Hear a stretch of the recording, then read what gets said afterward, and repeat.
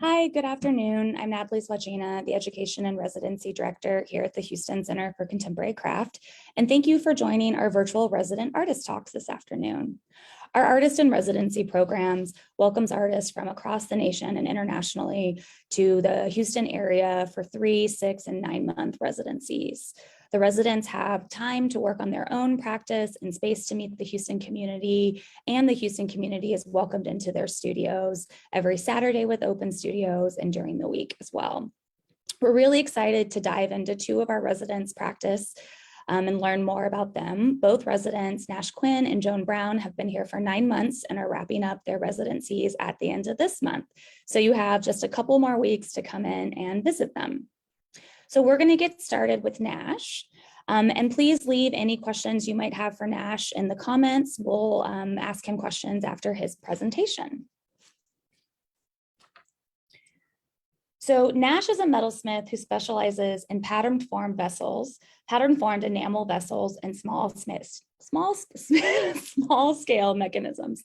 Originally from Wyoming, he received his BFA from the University of Wyoming and his MFA from Edinburgh University of Pennsylvania.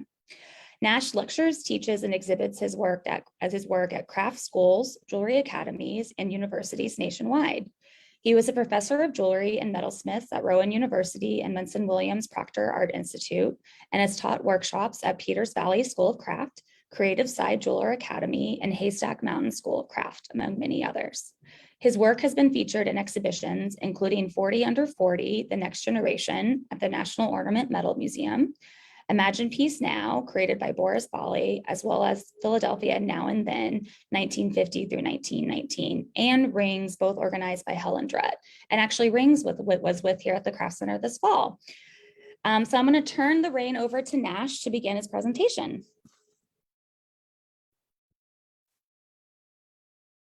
Thank you, Natalie. Can you see/hear me? Yes, we can. Awesome, thank you. And thanks to everyone who might have joined us right now. I'm going to go ahead and smash that share screen button and get this underway. How's that working? Natalie, can you see that? Yep, looks good. All right, fantastic. Thank you for the feedback. My name is Nash Quinn, and I am a metalsmith, like Natalie said.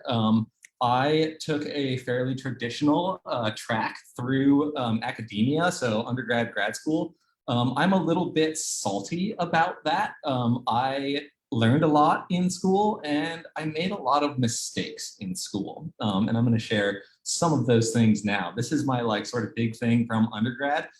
This is a windmill that was, I made this thing during the Supreme Court Citizens United ruling that allows unlimited dark money in politics.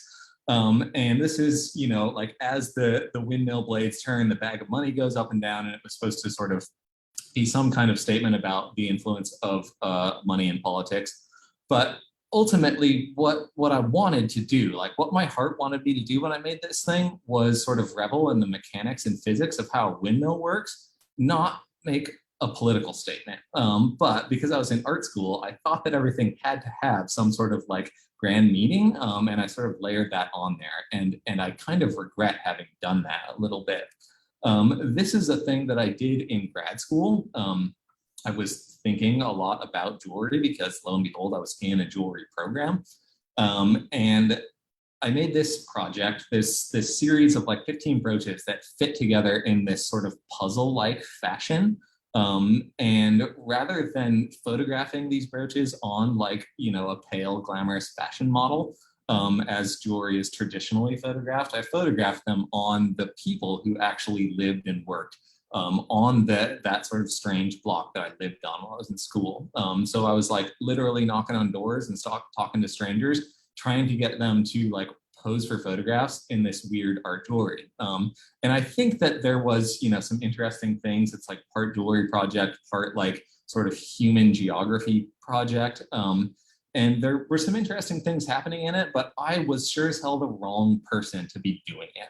I am too awkward to do it, to be out there talking to strangers. And I think that this project ended up being awkward. Like it conveyed my awkwardness, and it never really got any traction. I think it asked a little bit too much of the people, of like viewers. It asked them to care a little bit too much about jewelry, and also didn't really have the sort of visual wow factor that it needed to like draw people in. So it never really gained any momentum. And when I left school, rather than sort of having made this like, magnum opus that would illuminate my entire career path, I was still very much searching. And after I left school, I went to a lot of craft institutions, and worked and taught and did all kinds of stuff. And during that time, I was searching for, something that was a little bit truer to who I am. And I made a lot of different things, mostly rings. I'm a huge fan of the like art jewelry definition of what a ring is, which is just like a sculpture that you put a finger hole in. So these are some goofy rings that are made out of various different types of red material. These are a trio of rings that I made in residency at Aeromont, like right after it almost burned down in 2017. I love to make rings 3 at a time. 3 is like a number that is aligned with the energies of the universe. This is a just sort of overall like a aesthetic snapshot of some of the work that I was making in that period. Gold plate, powder coat, and a lot of chasing repoussé and fabrication. This stuff is like kind of dramatic, with the like white, black, gold thing. A little too serious, I thought. So I made these things, which are like some of the goofier things that I've ever made. These sort of architectural rings that have lots of sort of Gothic tracery, and in that Gothic theme also have like gargoyles on them. Very strange little things. And I put the pink powder coat on there because pink is just a more fun color, and it prompts you to not take things quite as seriously, I think. If that was one of the goofier things I've ever made, this is one of the best things that I've ever made. This is a pewter beer stein that celebrates my sort of like long-standing taste for trashy domestic beers. So it has all these sort of appliques of actual beer cans of, all of the Pabst and like Yingling and Genesee cream ale that I've drank. And it has a cast pewter peanut on the handle, and the bottom of it is full of like actual peanut shells to give you that real sort of dive bar experience. While I was sort of doing all this run around, teaching, working, trying to figure out who I was, I learned that I am dweebily obsessed with spring-loaded mechanisms. This is a shot of some of my collection of spring-loaded things. A lot of them I've made, a lot of them I've found. And I really love like how mechanical things work, and the way that things work is via springs. Springs are an incredibly important part of the function of just about anything. And this is some of the stuff that I've made that's spring-loaded. This is a set of flatware that I stole from the kitchen at Peters Valley while I was working there. And the way these spring-loaded objects work is as such. They're for getting in food fights. I really, anything that like has that sort of like trajectory of energy storage, energy getting stored and transferred into other objects, I really like that. And these fling rings are basically, the same thing. They're just like goofy little catapults that you can put on your finger, and they're like toys, and they're also little physics exercises, and I really enjoy that type of thing. This is the ring that was in that ring show curated by Helen Drutt. It is one of my most practical pieces of art jewelry, I would say. This is a little video of how it functions. So it starts out folded up like that, and when you go to wear it, it unfolds itself. So this is very much in my white powder coat and gold plating phase. So when you put the ring on, it opens up and then stays open until you take it off, and then it folds itself up for storage. So very much an everyday wearable. This is a trio of rings that I made for an exhibition at a museum in Pennsylvania called the Mercer Museum. My professor from grad school put together this exhibition, and a bunch of metalsmiths went to this museum, looked at their collection, and made work in response. And it was a museum of like pre-industrial tools and implements in like American handcraft. And this is a little video of how those rings work. So at that museum, they have old guns there. And I, like the 12-year-old kid in me is really kind of like obsessed with guns and how they work. I love the mechanics of them, and the sort of like metalworking and engineering that goes into them. I of course loathe, the like what they are in American culture in terms of like weapons of destruction. So I made these things that are meant to sort of like give you that sense of handling a firearm with all the like clicking and the kinetic action, but like at the same time sort of nerfing it and making the sort of gun object into these like fun, playful, feathery rings.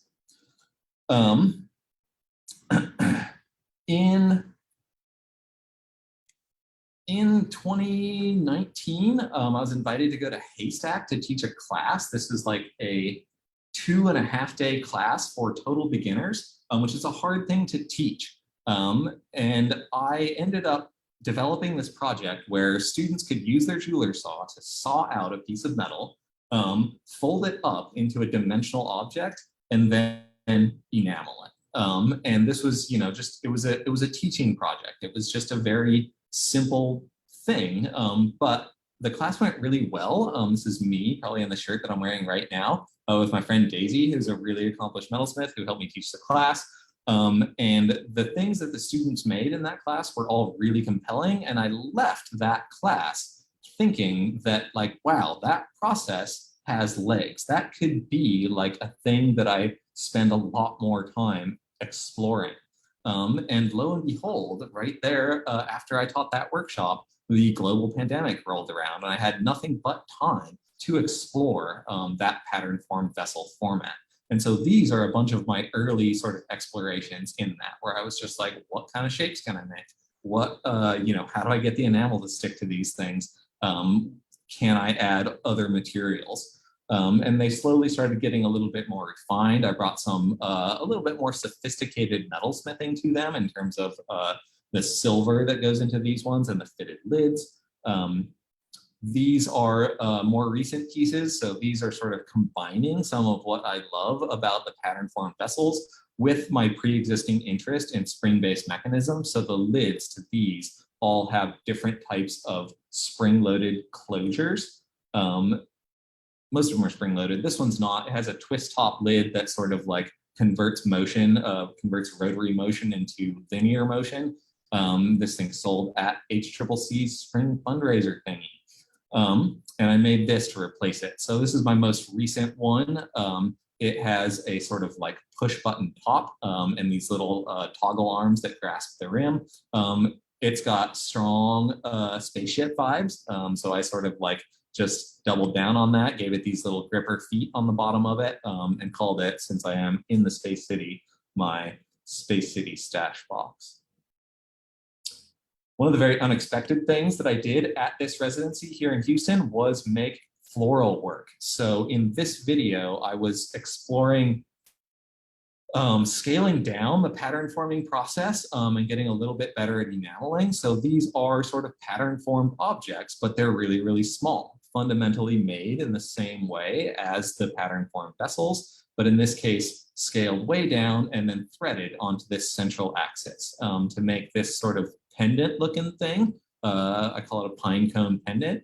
It is very floral in nature just by how, the pattern formed vessel things have these sort of petals that fold up on them and lend themselves to floral designs. And I made this bunch of pins. I've actually made way more than I have here, but I spent a ton of time at this residency here at HCCC making pins, which was really fun, really unexpected. They sell well.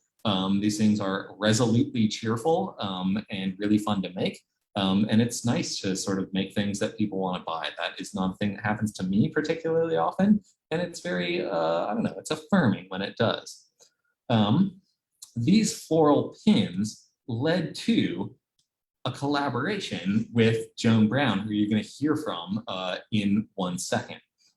She approached me in my studio about the possibility of collaborating. Her work is very, we share some values in terms of our work. Her work is very fastidious. It's fussy and maximalist. And in terms of collaboration, we just sort of stuck our work together. So this video will show how we went about doing a collaborative piece. So this is a sort of elaborate, or what I thought was elaborate when I made it, floral piece. So these are all the parts of it and how they go together.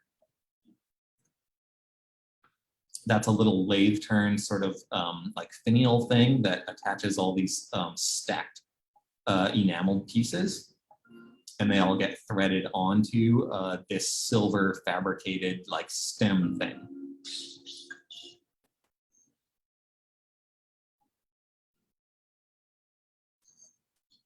So I was really just sort of doing my own thing, while at the same time, Joan was doing her own thing. And her own thing looks like this. It's this very sort of carefully rendered porcelain pillow. She's a master of doing that type of like veins under the skin, like, you know, illusionistic rendering. And we just stuck those things together. I made the flower and I stuck it into this pillow thing. And the result was like unexpectedly delightful. I really loved this thing. Other people seem to really enjoy it as well. And we did decide to do more than one of these collaborations, which usually when I do a collaboration, I'm like, oh man, that was brutal. I'm never doing that again. But in this case, it was really rewarding and we made another one. The next one that we made looks like this. So much more elaborate in terms of the flower that I made. We actually put some of Joan's porcelain elements into the floral part to sort of balance things out. And this one, of course, has a completely different tone and feeling just based on the color and based on some of the shapes that we made. Very much a sort of like cupcake fantasy land going on here, which I think was really, really fun and a nice contrast to the more serious green one that we made earlier. And we hope to do some more collaborations like this in the future. I think that that's one of the fantastic things about a residency like this one, is that it puts you right next door to other people who are making incredible things. And if you join forces, you know, very interesting and unexpected things happen. So it's been an honor to be here at HCCC. And thank you very much for listening to me fumble my way through this presentation. And again, if you have any questions about anything, we will have Q&A later on. So I'm going to stop that share and. Awesome. Thank you so much, Nash. If you have any questions for Nash, as Nash mentioned, please leave them in the chat and we'll come back to them as well. Before we move on to Joan, I did have a couple questions for you, Nash, about your process. I was wondering if you could talk a little bit more about how you're figuring out the engineering and the engineering and the mechanics part of your pieces, you know, coming from an art background and not necessarily from an engineering background. Like, have you had to teach yourself these processes? How do you work them out? That's a good question. Do you want me to grab that piece that I just made and show it on camera? Yeah, that'd be great. We love show and tell. Everyone's getting a sneak peek of how tidy Nash's studio is with all of his works lined up in the background. Always fun to see.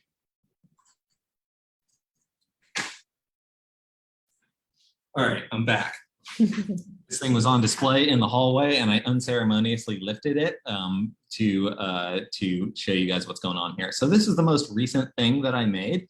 And it has this sort of like push top mechanism on it, where you push this button on the top of it and the lid comes off. So when I started out making this thing, I was like, ooh, I want to make a box where you push a button down to make the lid come up. Those are actions that are in opposition to each other, like pushing down does not facilitate lifting up. So I had to design this thing that it's like a push-pull thing, kind of like using a syringe.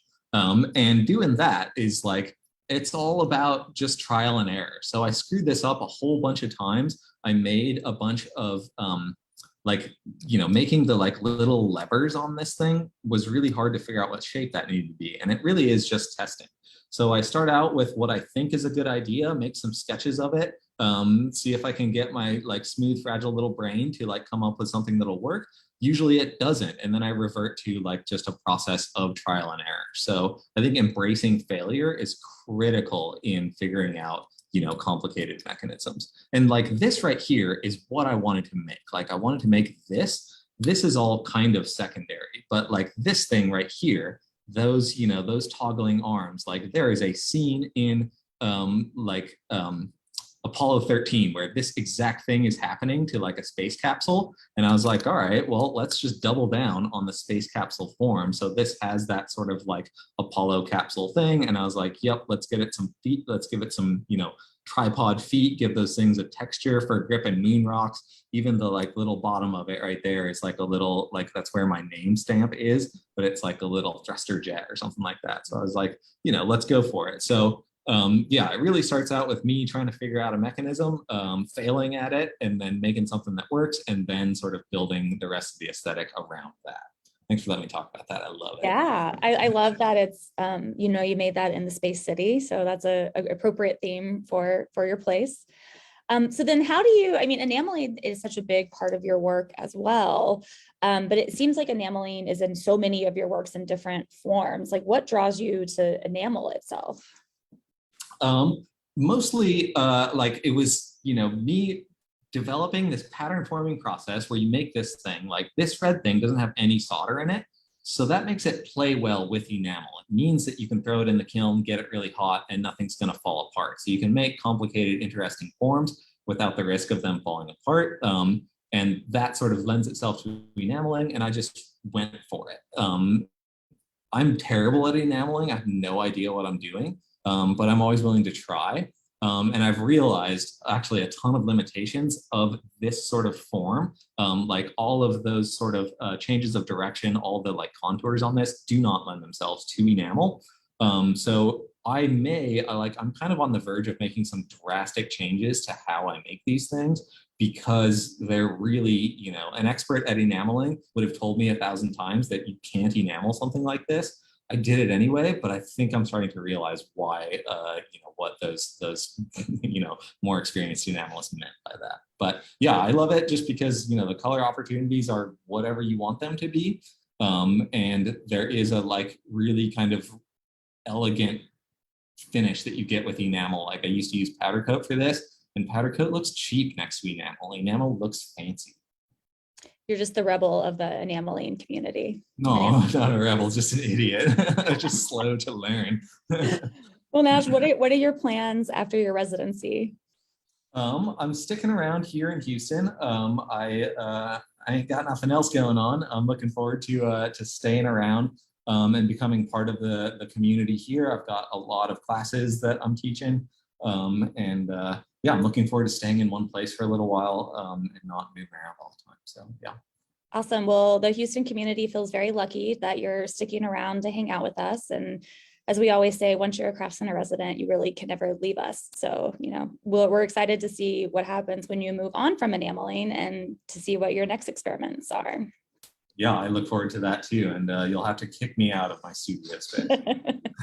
Okay, I'll try. I'll see what I can do about that. Well, thank you, Nash, for sharing so much about yourself and your practice. And I know we'll continue to hear about your work or see your collaboration with Joan in our next presentation. So I'm going to ask Joan to come up now and share her screen. Hi, Joan. Hi, how are you? Good, how are you? Thank you for joining us. Sorry, I already. Wait, Natalie, I'm so sorry. I'm so bad at computers. People, No, please it's okay. bear with me. No I'm problem. gonna click out of this for a second. Okay, go ahead. Okay, awesome. Aren't we all? After all of this time with computers and Zoom, it all happens. Well, so I'm going to read a quick bio on Joan. So Joan Brown is a ceramic artist who most recently lived in Philadelphia, Pennsylvania. She frequently uses porcelain, a material that helps her represent purity, delicacy, and fragility. Joan received her BFA, concentrating in ceramics, from the University of the Arts in 2013, and her MFA, also concentrating in ceramics, from Bowling Green University in 2018.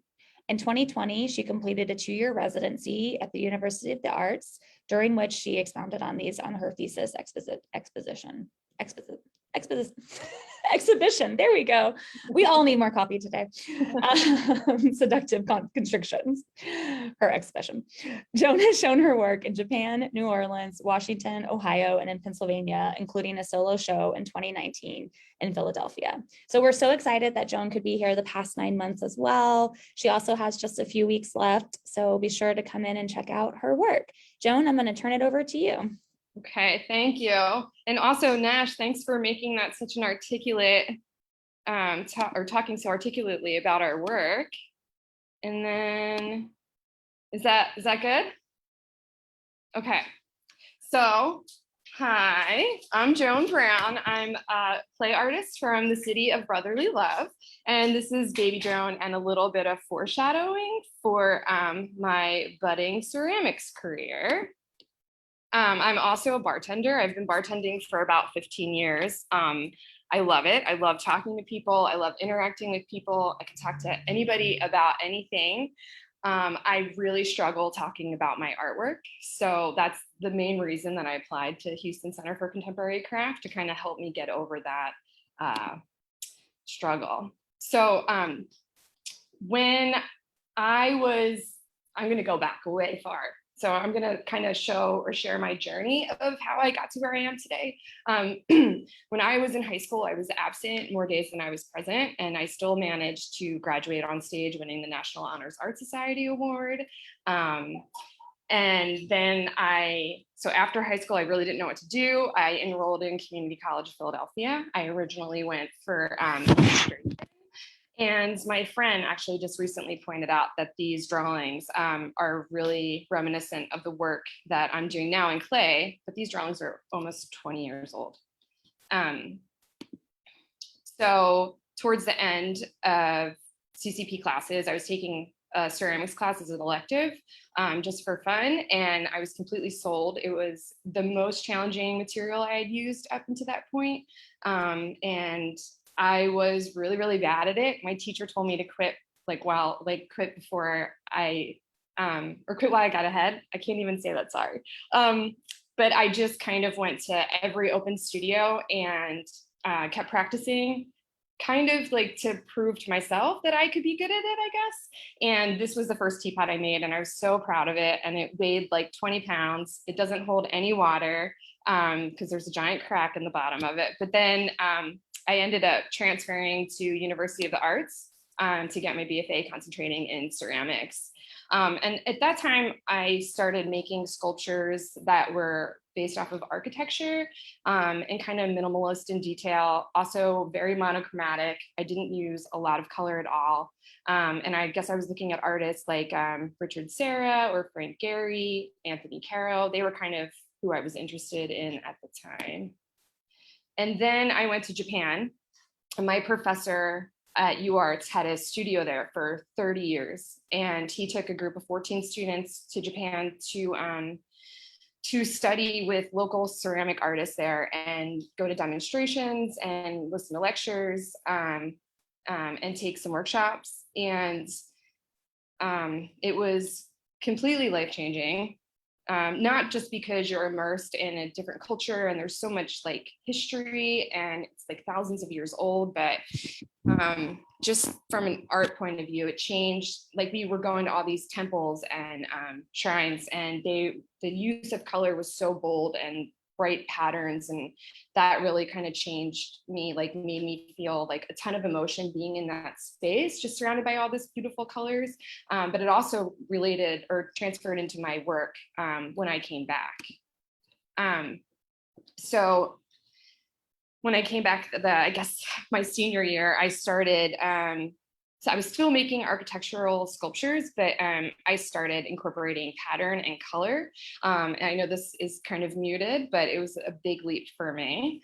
And then I was also taking a printmaking class, and that really helped with my color palette and also coming up with different prints and designs. I also started making my own decals. The image at the top is a ceramic plate with handmade decals on it.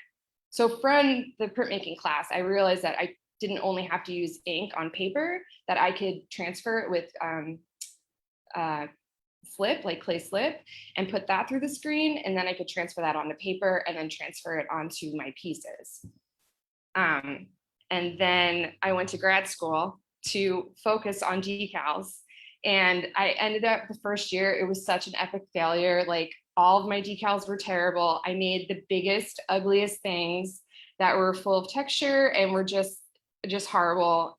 And grad school is just really scary. I spent so much time hiding in my bed because I didn't know what to make in the studio. I felt like I had never taken a ceramics class before. Everything I made was kind of exploding in the kiln, or like, and some, like one time, like a piece exploded in the kiln, it broke someone else's stuff. It was horrible.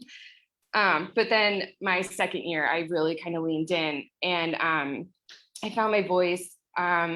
I changed my clay body from stoneware to porcelain, which is arguably one of the most finicky clay bodies to work with. I also started like doing a lot of really detailed work, and everything was void of color.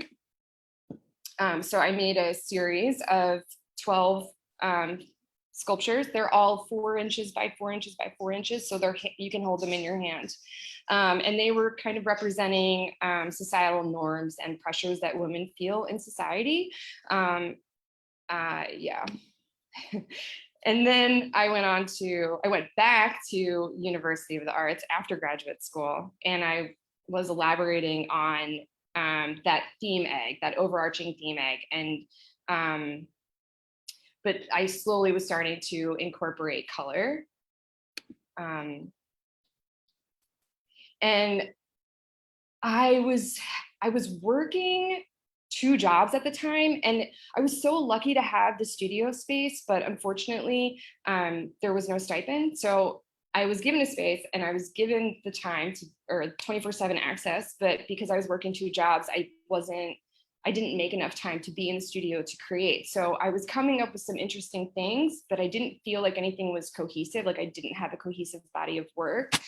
So that was one of the other reasons why I applied to HCC, because you all have such like a generous stipend. And I knew that I would be able to solely focus just on my work and kind of see where this color theory was going to go. So this is an image when I first started my residency in November of 2020. This is a picture of me and the 2 ceramic resident artists at the time. That's Nicole Lemire and then Kristen Wilders. And then there was also another resident artist, Hong Hong. She does fiber art, and she's not pictured here, but her art is on the wall on the right there. But we're at box 13, and this is a show that Nicole had curated. And this was about 3 weeks into being at Houston. And then a month after being in Houston, my dad passed away on December 1st. So it was very sudden. He had been having some complaints of health issues, but only for about 3 months. And this was like the height of COVID. There was before vaccines.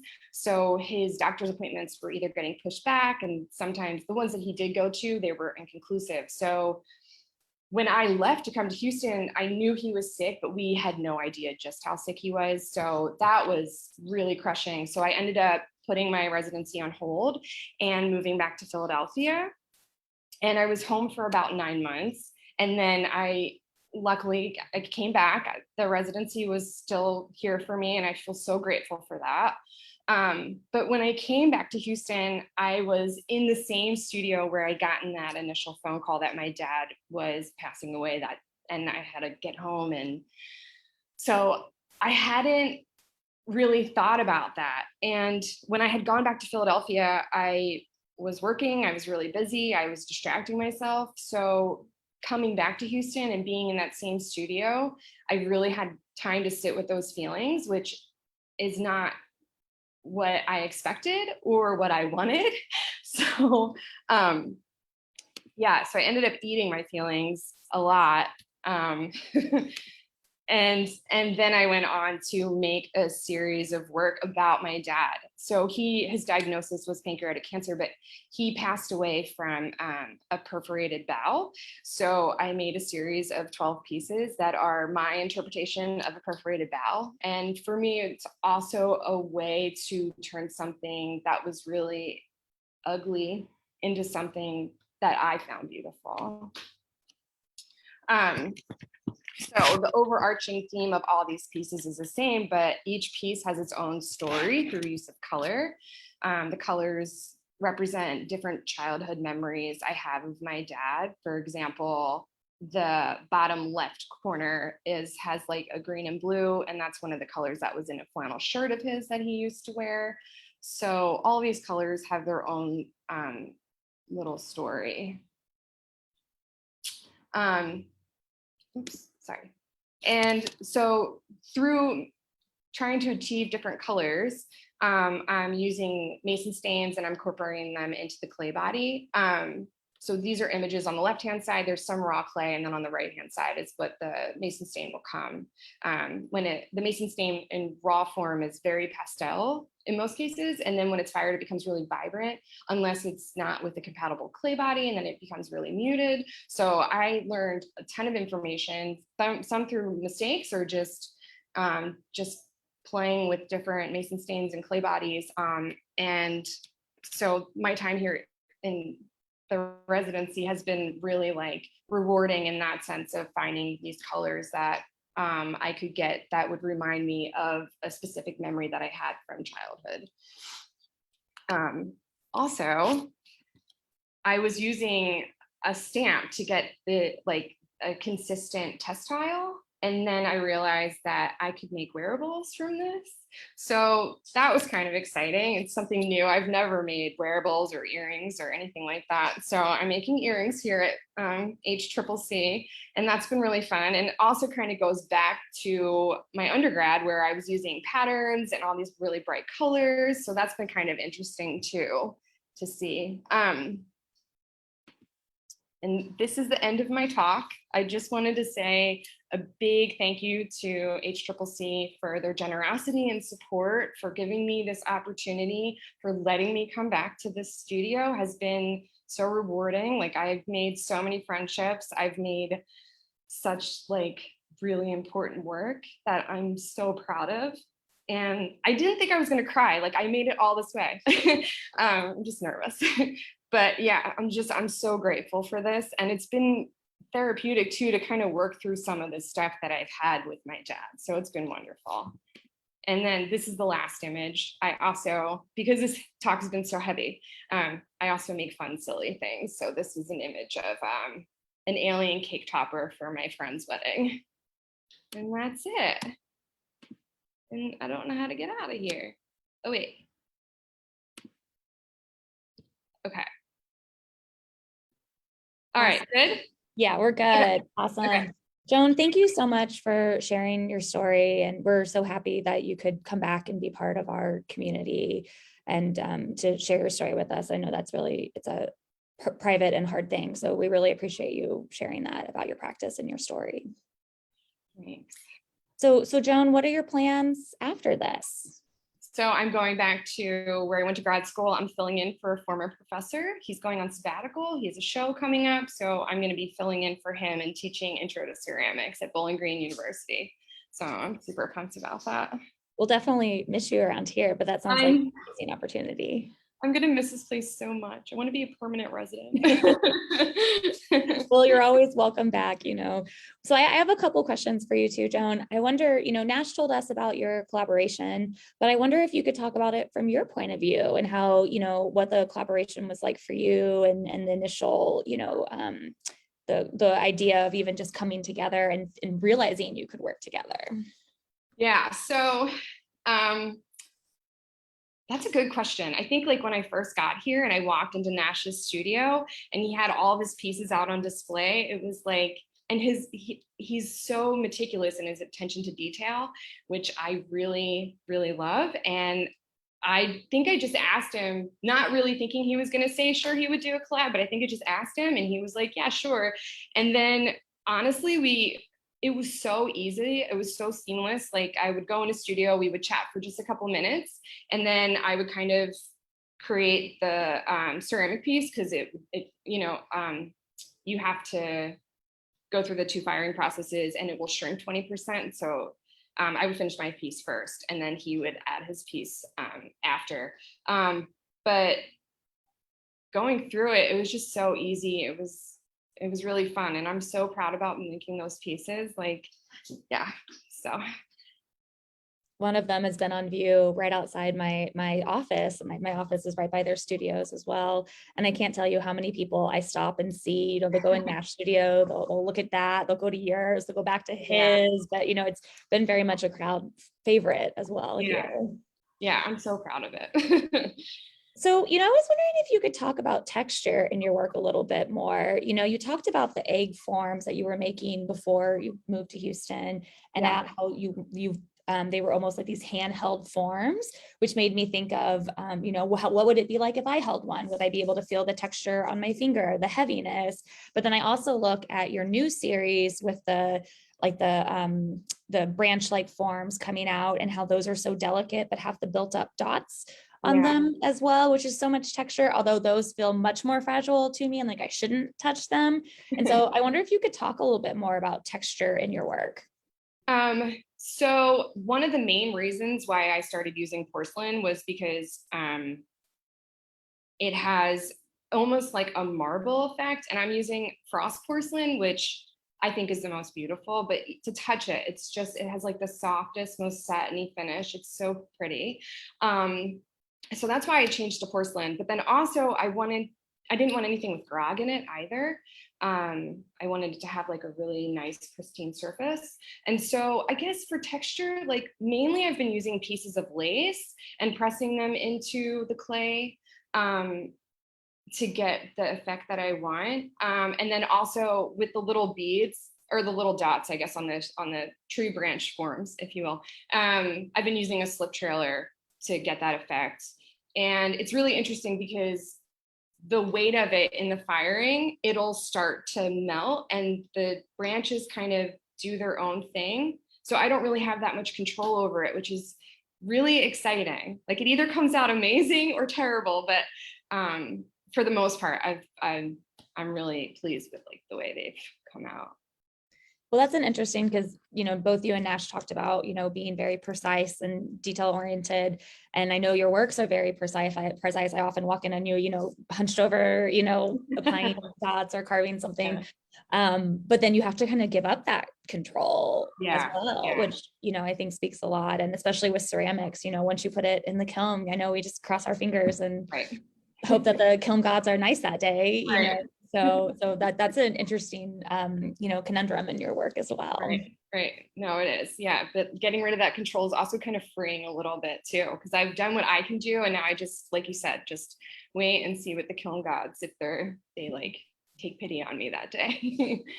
So do you know where you're going next with your work? Do you think you're going to continue, you know, your current series? Have you been experimenting? I know we saw the alien wedding topper, so maybe that'll be next in your, you know, portfolio, but do you have any idea where your work is taking you? So I don't know. I was going to put that in the artist talk. I'm not sure if I want to continue this. I don't not want to continue it, but I'm wondering if when I get to Ohio, I'll have my old studio there. And I wonder if the work will just kind of change anyway, just from like a different environment, and I'll probably be feeling a different way. And yeah, I'm so curious. I really don't know. I'm curious to see what I pull from Houston too. Like those subconscious things, like what is going to come through in my work when I'm there. So that I won't even realize at the time, but like a year later, I'll look back and be like, oh, wow, that must have been from, you know, whatever. So I don't know. It's a good question. I'll keep you posted. Yeah, please do. You know, it takes time to unpack everything and see how it all relates. Well, I'm excited to see how your work unfolds, and you know, everyone still has about maybe 9 days, 10 days to come visit Joan and Nash in their studios. Very sad, you know, but to come visit them in their studios, and they're both also on Instagram. So that's one of my favorite parts is with the residency program is meeting so many artists that become friends and that we can all follow each other. And we'll continue to see your work. We'll see what happens when Nash doesn't use enamel as much, and maybe when your work goes in a different direction, and we can all follow along and watch. So thank you, Joan, for taking time today to tell us about your practice and your story. We really appreciate you sharing. And I want to say thank you to both Joan and Nash for, opening their studios up the past 9 months to our Houston community. Y'all both have been such wonderful parts of the Craft Center. And so we really thank you for that. We'll have one more set of resident talks no, 2 more, I'm sorry. We'll have another set in July and 1 more in August to complete our cycle. This summer. So please tune back in and watch again. And like I said, come back and visit Joan and Nash's studios while you can. Thank you both again. And I hope everyone has a wonderful rest of your day. Thank you. Natalie.